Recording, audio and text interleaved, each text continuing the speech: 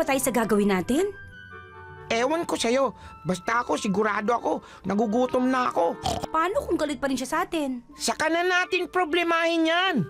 Tara na.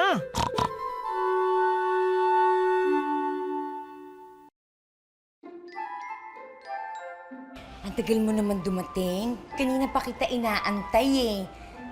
Pinag-shopping kita.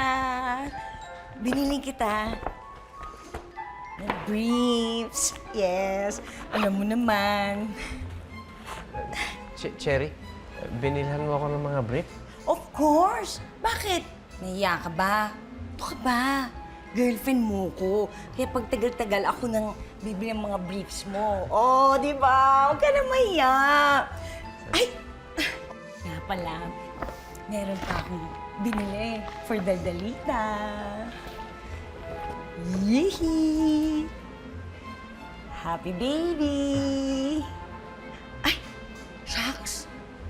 Sorry, wala na nga pala si Daldalita, so don't worry. Ako na lang mag-aalaga sa iyo, happy baby. Di bale, I'll be a good mom. I'll take care of you.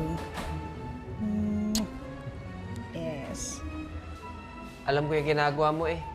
Ah, so hindi na ako magpapakasal. Eh, alam mo naman pala magpapakasal na tayo, di ba? So magpakasal na tayo. Cherry, pasensya ka na. Hindi ko talaga mapapag-usapan yung mga bagay na yan ngayon eh. Ang dami kong iniisip. Andiyan si Daldalita. Daldalita, puro na lang Daldalita. Bakit ganun pag wala si Daldalita, hindi tayo pwede magpakasal? Pag nandito si Daldalita, hindi pa rin tayo pwede magpakasal. Ano ba talaga? Bakit di mo kaya tanggapin? Wala na si Daldalita dito. Forevermore.